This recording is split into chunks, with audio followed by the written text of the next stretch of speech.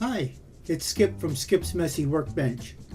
This is an introduction to my next project. As I was researching the kits on my shelves and trying to determine what is it that I want to build next, I came across some very interesting stories and facts on one of the kits. Based on that research, this project became huge, at least huge for me. And it's going to consist of actually 3 builds. This project has a theme to it, and that theme is America going to war. And no, it's not all military builds. Keep watching, and I'll be right back to fill you in on this project.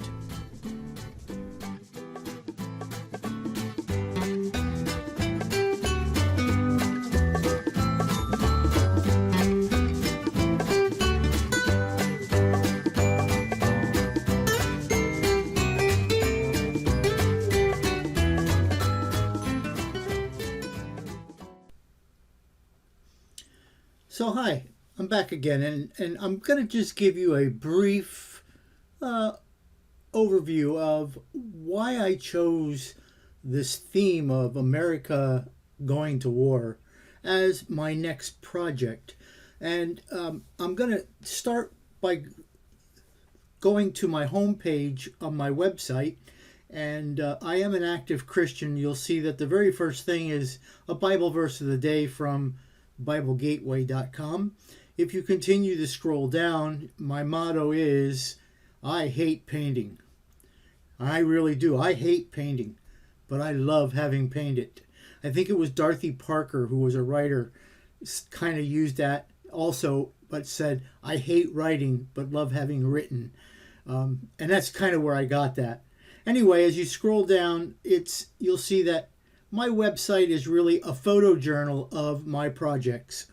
And there's an area for my completed projects, and there's an area for the projects that I have in progress, and there's an area for future projects. And what this really is what I have on the shelf at this time. So you can see that my current project is from civilian automobiles to military aircraft. But I'm going to start over on my future projects because I'm going to click there.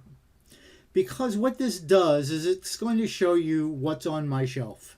It's my stash. And when on the very first row, anything that I have outlined in black is what's part of the current project. So as you can see, there's a 41 Chevy Pickup, and I have 2 of those. I have one that was released in 2011, and actually the one I have is copyrighted 2017, and another one which is copyrighted 1999. The kits are almost identical. In the video that follows this, I show what differences are in these 2 kits. I also will then be doing a 41 Plymouth. And kind of when these are just about wrapping up, I'm going to be starting a B-24 Liberator. And I know I haven't done an airplane in a long time, so I'm due for that anyway. And I'll tell you why I'm choosing the B-24 Liberator soon. But you can see on my shelf, as I was doing my research, the 41 Chevy is what led me to this whole America going to war. So I was looking and researching, do I want to do any of these? And actually I kind of thought, wow, maybe I'll do the Mack Bulldog, because I live in eastern Pennsylvania, and I'm about 20 miles away from the Mack truck plant here in Allentown, Pennsylvania. And I know quite a few people that work at Mack Truck, both in production and in engineering. It's a really neat facility. If you ever get up this way, I think they have tours. I don't know that they do anymore since COVID, but they used to have a really nice factory tour for that. So I have a couple of metal kits that I just wasn't in the mood to start. I have a 31 Ford, a Model A, which is a 1/16 scale. I'm saving that one for a little while. I kind of thought about doing it, but I want to hone my skills a little better before I start this one. The 32 Ford, I had just finished building some of those, some 30 series Fords, so I'm going to take a break from that. Same with the 37 panel delivery. Also, the 40 Coupe, I built like 2 or 3 of those over the many years. So I wasn't going to do that. I thought, okay, the 55 Chevy, that's my favorite Chevy year. And I have 3 of those, and including the 1/16th scale that they introduced, I don't know, about a year ago, I guess. But I thought, nah, I want to hone my skills a little more for that too. I have a classic 57 Chevy. The 71 Hemi Cuda, I bought that to bash it. I needed parts from a Plymouth Hemi, and at one point, and I didn't have any, and I couldn't find any what I was looking for online, and it looked like maybe that kit had it in it, and it was on sale at Hobby Lobby, so I picked it up. I also have a fascination with World War II heavy bombers. I've always had a fascination with the heavy bombers. So you'll see I have a B-17 by Revell. I have actually 3 of these B-29s, and this is a 1/120th scale. I have 3 of these. In fact, I built one of these when I was, I don't know, maybe 12. So it was in the early to mid 60s that I built one. And as my first task of getting back into modeling after my 50-some year hiatus, I tore that one down and rebuilt it. And you could see that in my photo journal under completed projects. I have 2 1/48 scale B-29s, one Revell, one Monogram. My idea behind these 2 is to make one, and I don't know which one, I'm going to make one of them Fifi and the other one Doc, because Fifi and Doc are the only 2 B-29s that are flight worthy. And I've seen both of them at an air show, and I was very fortunate to be able to go inside of Doc. I sat at the engineers console. They wouldn't let us sit in the pilot or co-pilot seat, and they wouldn't let us go through the tunnel back to where the gunners sit. But I was just, oh man, this is so cool to be inside this bomber. They were actually taking people up in Fifi, but the price was just enormous, and I didn't want to spend the money at the time. But next time Fifi's at the air show around here, I think I'm going to spend the money. I want to go up in one. So anyway, I have 2 B-52s. I have one 1/20th scale, I think that is from Atlantis, and I have the 1/48th scale from Minicraft. I have a Kmart Havilland. I've built a couple of these. I've known the Andretti family all my life. In fact, Mario and Marco live like 2 blocks away from me. And so now you know I'm from Nazareth, Pennsylvania. And and Michael was actually married to my cousin. So Marco's actually my cousin. But I got that because I was building their Kmart Havilland cars models. And it was nice because I was able to be in the pit and the garage area at that time when Newman Hawes had the team. So I was able to see the actual cars and actually make measurements on some things, although they frowned on me making measurements on the wings, they thinking I was going to give their wing settings away. I would have never done that. So anyway, the vintage police car, I have some weirdos. I didn't even consider them. And the Star Trek Voyager. The Star Trek Voyager I have plans for, in the fact that, first of all, I'd like to get another one, but they're really, really expensive now. I don't know if they're out of production. I need to check. And they used to sell a lighting kit for them, but that was also very expensive. But, I spent 45 years of my life in electronics and industrial controls. I think I'm capable of putting lighting in a model. So my plan is to do that eventually. That's a long process because all of the ports and all of the windows and everything has to be cut open, drilled open, and filed. And so that's a huge project, and I'm not taking that one on right now.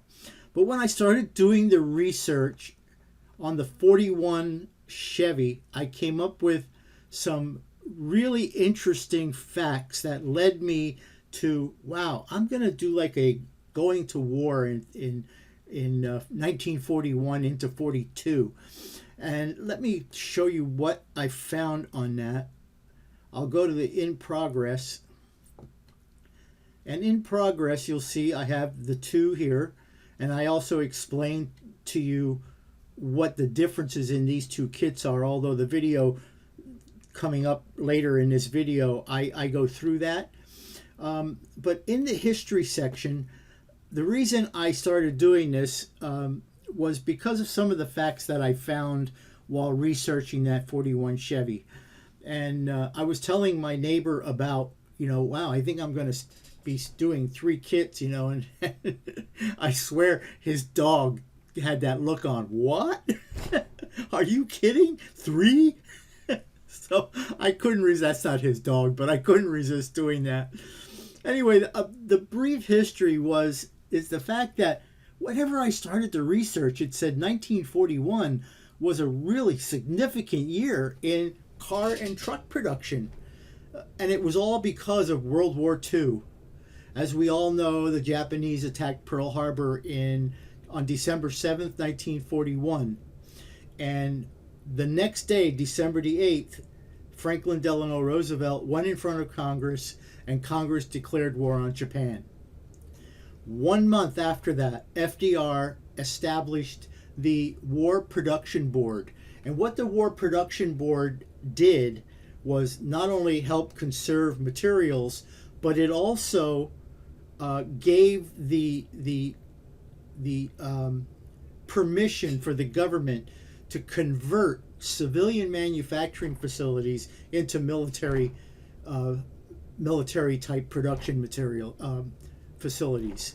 So, and that, by the way, continued up until the end of the war in 1945. So there were very, very few cars for civilian use built between 42 and 45. So in February of 42 is when the federal government told the auto industry, stop making civilian vehicles. You're done doing this for now. We've got to switch over to military builds. So up until that time, the auto industry was producing about 3 million vehicles a year. That's a sizable amount for 1941. After 1941, during the war, only a total of only 139 civilian vehicles were produced. During that whole wartime, only 139 civilian vehicles were built. I found that to be amazing. I don't know why. Those numbers just make me amaze me. Anyway, some of the things that were built, like Chrysler, Dodge, Plymouth, they built tanks and ambulances and trucks and cars. They also produced the SCR 584 radar-guided anti-aircraft guns and also the Bofors anti-aircraft guns. They built the engines for the B-29 Superfortress bomber. I didn't know that. I knew the B-29 engines, but I didn't know Chrysler made them. That was amazing also. They also built millions of bullets, ammunition, and shot, and they did a whole lot more. I mean, Chrysler was really gung-ho, no pun intended, for World War II production. I'm going to skip the Chevy produced armored cars, trucks, ambulances, shells, aircraft engine parts, gun parts, along with a variety of other items also. But Ford, who invented the assembly line feature, they actually built a plant in Willow Run, Michigan, They call it Air Force Plant 31 to start building the B-24 Liberator. Now you know why I added the B-24 Liberator. So if we look at the 41 Chevy Pickup, in 41, Chevy built about 65,500 pickups. In 42, they only built 23,700 pickups, again, for civilian use. And by 1948, they were back up to 69,000 per year for civilian use. So you could see how just in that time frame, how Chevy, offset production. So in 42, there was only 1/3 of the trucks produced for civilian use. We also found out, and I'm not going to go into a lot of this. You could find a lot of research. I'm going to have more on this website, on my website about this, because again, I'm fascinated with this stuff. I just love it. Anyway, you're going to find that during those years, Chevy, Ford, Chrysler, there was like no civilian vehicles built whatsoever. So you're going to be hard pressed to find a 43 or a 44 or even a 45. You might find some around, because I know Chrysler built a few civilian vehicles, maybe some of the other places a few, but they're going to be hard to be found. And that's also why then I chose the 41 Plymouth, because that was the other year of Plymouth cars that was one of the last civilian vehicles they built until after World War II. So I chose that one also. But then I had to do the B-24, because Ford Motor Company built an 80-acre manufacturing plant. Again, it was at Willow Run, Michigan, and they broke ground. They broke the ground in April of 1941, and by September, 6 months, the facility was complete. An 80-acre manufacturing facility up and running in 6 months. That's amazing. I don't think we can do anything today in 6 months that size. They even built dormitories for their employees, because employees were there for many, many hours, and instead of commuting home, they actually lived on the site. They added and extended the commercial rail system to go from the downtown areas directly to the plant, so employees can commute easily to the plant and be able to go home at night. Now, the startup on the plant was a little slower. Even though the plant was built in 6 months, it was a little slower because Ford was smart. They knew, you know what, this war's not going to last forever. We manufacture cars. So they built the plant for two purposes. One was to manufacture cars, but the primary thing is to make sure that they can manufacture airplanes. So they had everything in place so that after they made the airplanes and they were all finished and the war was over, they could switch back and start making automobiles again. Wonderful thought on that. So by the summer of 1943, Ford employed 42,000 people at the Willow Run plant. And in the first months of production, they built 230 B-24s per month. By 1944, the plant was producing 650 bombers per month. And when production ended in April of 1945, the plant had built over 8,600 B-24 Liberators. I find that amazing, what people of that time were able to do when everybody gets together and points toward a common goal. Anyway, as I was going through this history, and there's a lot more, but I won't bore you with it. There's a lot more that I found on this, and that's actually why it took me longer than to get my next project up. Anyway, I'm not going to bore you with all that stuff because it's available online. And I will also be including links on this website, because I'm not finished building this part of the website, even though it is live, it's active. Um, so that's why I chose the B-24 Liberator as another project. I'm probably, and I don't know this for sure, but after the Liberator, I may shift over to the B-29, mainly because Chrysler made the engines on that. But you know, the B-29s didn't really wasn't really used in military service until right at the end of World War II, and then more into the Korea and Vietnam era. So anyway, that's my brief history of what I did and how I found the what I wanted to do for this project. So these are the models or the kits that I'm going to be doing. I'm going to be working on this 41 Chevy and this 41 Plymouth simultaneously. And then as I get toward the end, I'll start the B-24. So stay with me, hang in there. I'm going to the shop. You know the routine. Right out that door, we can go to the shop. And I'm going to open the 41 Chevy. I'm not doing a box opening. It's already been opened. But I'm going to go through it. I'm going to show you some of the differences in these two kits. Also some of the things that I want to do with the kit.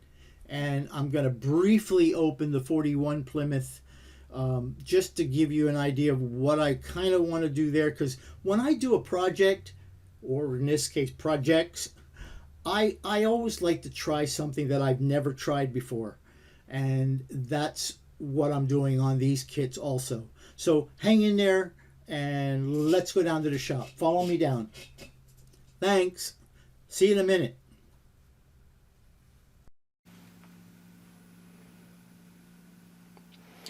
All right, so here we are in the shop, and as I said in the introduction, I'm taking on a fairly large project, large for me at least, in that I'm going to be working on at least 2 models at the same time, and I don't normally do that, but I'm actually going to be doing 3 at a time. The third one, no, I'm not going to start right away. Anyway, so I'll be building this Revell 41 Chevy Pickup, and this is the 2-in-1. This particular kit was produced in 2011, and this is a 2017 version of that kit. I also have in my possession the 1999 release of this kit, and you can see the box art is very different. And there are some differences in what's in the box itself. Now, ScaleMate says that the only difference is the decals were changed, but that's not true. So let me open this one and just grab the decals out of it, and then I'll switch over to the other truck. So let's pull this one open here, and let me just pull the decals out.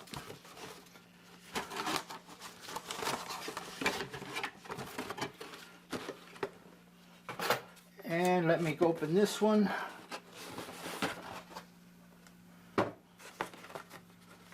And I'll pull the decals out of this one also. So we can see right off the bat that the decals are very different. This one is from the 1999 release. This is from the 2011 release.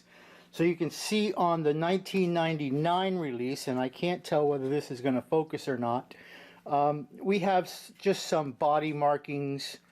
And where is my pointer?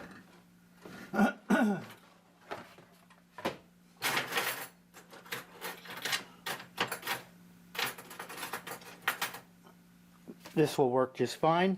We have some body markings, like, you know, some like dealers. This is Killen's gravel company. There's some others on here. There's some license plates. I believe these are instrument clusters. It's very difficult to see. They're really small. And there's a couple other small relay or decals on that. The other one, the one that comes with the 2011 release, you can see has the wood grain bed decal and also some wood grain for the back side rails. I don't intend to be using these. I want to do mine in actual wood. I found that balsa wood can be made to look really nice with for the bed, and also I want to do a different style type of side rails on the back. You'll see that they got some different types of decals. This is a Slam and Hammer, and up here in the corner are basically the same instrument clusters. It looks like we have some white walls here, and there's a series of different type of stickers with license plates. So that's that. I probably will be using none of those, but that's me. I'm not a big decal person, to tell you the truth. So I don't want to get these things mixed up. All right, now, so in the, other than the, excuse me, other than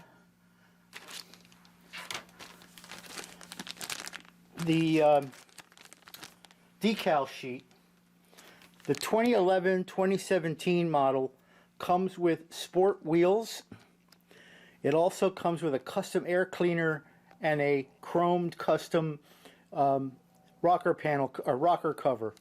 I didn't take this out of the bag yet because I'm not really planning to use these. I'm going to make my build more traditional, more like it would be a rehabbed or refurbished type truck, back to its original state.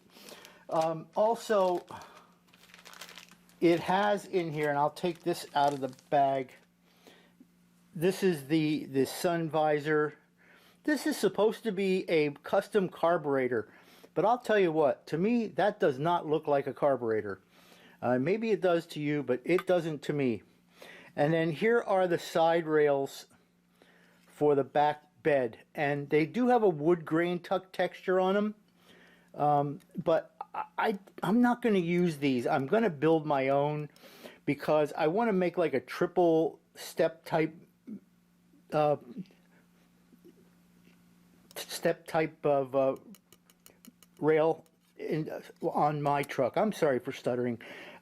So anyway, that's that. The rest of the kit is in really nice shape, and it's the same in this year's car as it is in the 99 version. The hood, where's the lens? Okay, the hood, you could see is, I mean, it's in good shape. There's very little work that has to be done on this hood. However, and I got to look at and investigate this. This hood in the 1941 truck opens up partial, like this half opens and that half opens to the side, so that this would lift up, that would lift up. And I'm not sure if that seam will allow me to do that, but if it doesn't, I'm going to have to do something, because I want this to open, this hood to open like the actual 41 opened. So we'll probably be doing something with this. The chrome looks really, really nice on this model. I love this waterfall grill that was on the 41s, and I'm not sure if I'm going to black wash the grill or if I want to cut open this grill so that you can see into the radiator. So I've got to make that decision yet. My one concern is that, and I hope this is in focus, I can't really tell, that this bottom piece, there's really no support here for opening. Once I open this, this will be like these grill pieces just hanging in midair. So I've got to see if there's room. Maybe I could add another thin strip to give some support. But I'll be thinking about splitting this grill to make it more open and make it look more real. You can see it has front and rear bumpers, the mirrors, the door handles, and window cranks. I mean, everything is looking really, really nice on this chrome tree. Let me get this thing back in the bag here.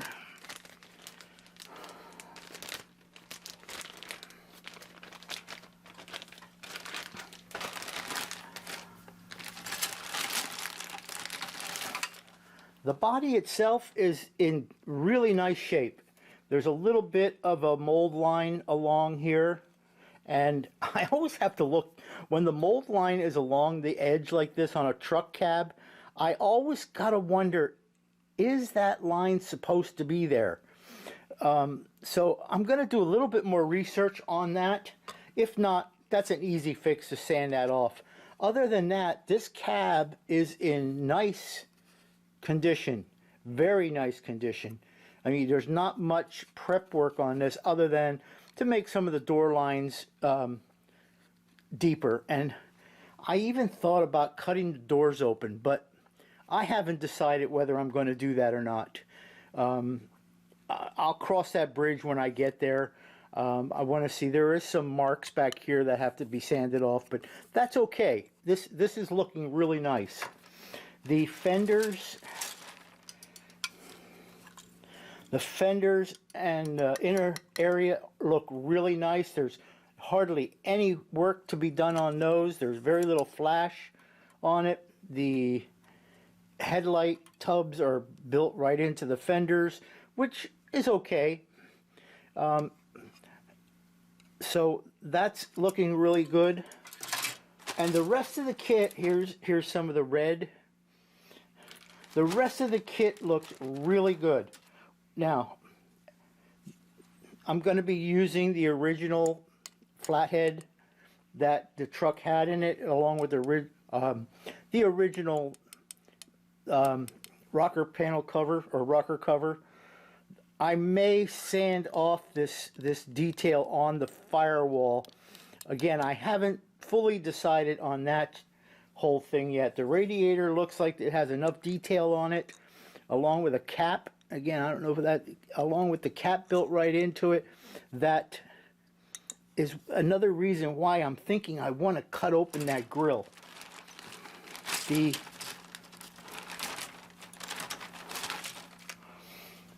bed, which I may or may not use, again, I want to do a natural wood on the bed.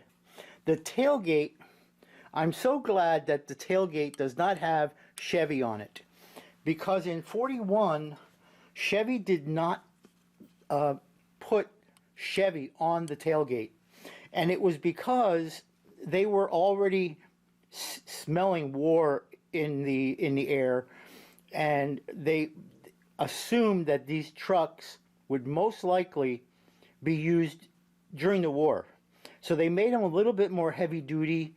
They did not stamp the Chevy on it, just because of getting ready for a possible war. In 1941, they weren't quite sure until naturally December the 7th when Pearl Harbor got attacked. However, at this time when this design was coming through, they weren't sure, but they could smell it in the air. The chassis itself, the frame looks really nice. There's a little bit of cleanup to do on it, but not a whole lot. This looks like it's going to be a nice build. I'm going to be using the steel wheels because I want to do, you know, what it would have looked like new in 1941. It looks like it's got a transmission housing here and the rear end. The steering wheel, I can't tell if this I believe is a suicide knob. I'm not sure. Either that or it's just a glob of plastic got hung on there. So I gotta think, because suicide knobs are usually not off to the side, they're usually on the wheel. So that may need to be fixed either way. Here's the leaf springs are already built out for this, and the pedals and stuff. So everything looks really nice. The side panels The seat is a bench seat, which I'm glad, because if it wasn't a bench seat, I would have got a bench seat from something else. The dashboard has enough detail on it that I'll be able to do some detailing. And I may use the decal for the instrument clusters in there. And there's a lot of parts on here that I haven't identified yet. But that's okay too. We'll identify them. So that's the 41 pickup that I will be doing. And along with the pickup, I'll be doing the 41 Plymouth Coupe. This is the 4-passenger version. This coupe came in several different versions. There was a 3-seater, a 4-seater, a 5-seater. If you go to my website, I have a whole list of different options on this particular coupe. I wasn't going to open this now, but I will. So let me just get this so that I don't get parts mixed up.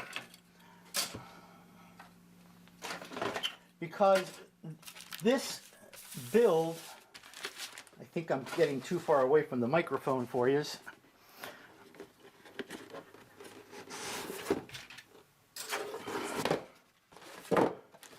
Everything in this build looks really, really nice. In fact, I didn't even take stuff out of the bags yet, but everything looks really nice. Again, the grill, I may want to cut these open so that we could see in through to the radiator. I love the baby moons that are already on the wheel, the hubcaps. So I'm not sure which ones I'll use yet. So that's that. The body itself is in really nice shape. I mean, there's not a whole lot to do. I have not seen any mold lines on this body. Again, I'm not sure if this is a mold line here or a fender line, but I'll determine that then. The one thing I am going to do on this model though is I am going to cut this trunk open. This trunk is going to get cut open, and the reason is that these cars were used a lot by salesmen in 41 and after. And this thing has a huge trunk so that they were able to carry their merchandise in that trunk. So I am definitely going to open that trunk up and probably have to do some work on the inside.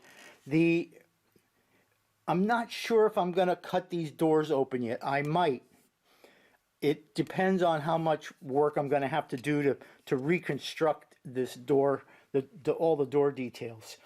Everything else in this kit is pretty well just, good to go. I'll show a little bit more of this kit when I get to that point and when I get to prepping this stuff.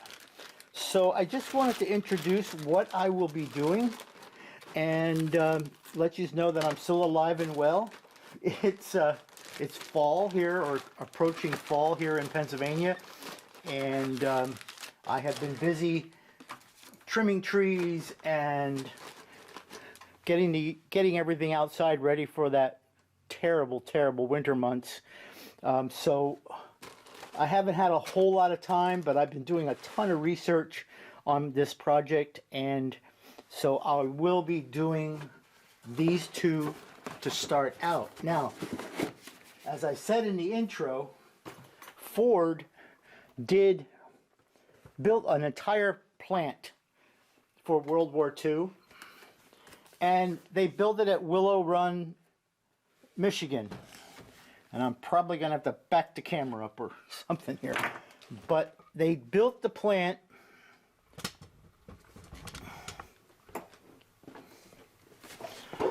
This is a huge kit. This is a 1/48 scale kit. And I can't see my finder here.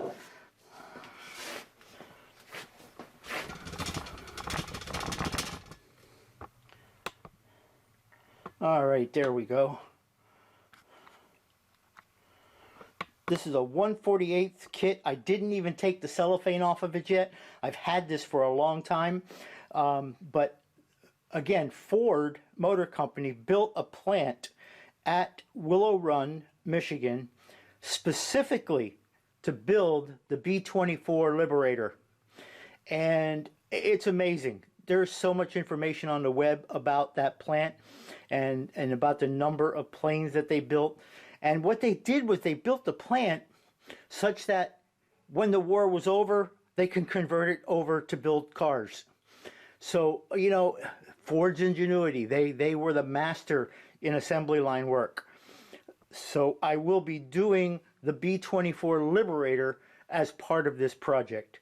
So, hey, look, keep watching, because I'm going to be posting quite a few videos in this series.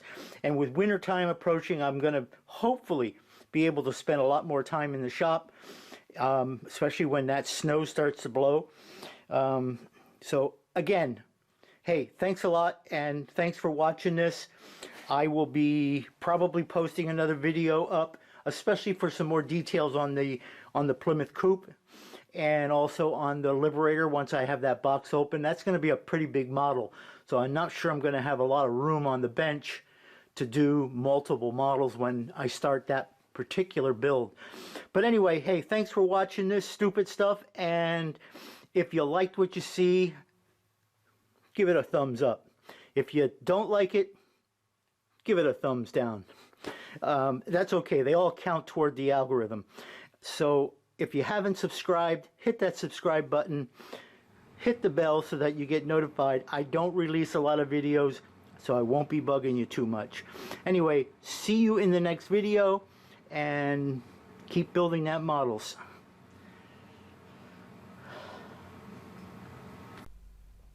I want to thank you all for watching, and if you like what you saw, give it a thumbs up. If you don't like it, you can give it a thumbs down, but you know, I would prefer a thumbs up. And do me a favor, if you really liked it, smack that subscribe button. And if you want to be notified when I release new videos, give that bell a ring and set it to all. I don't release a lot of videos, so I won't be bugging you that much. Anyway, thanks again, and I'll see you in the next video.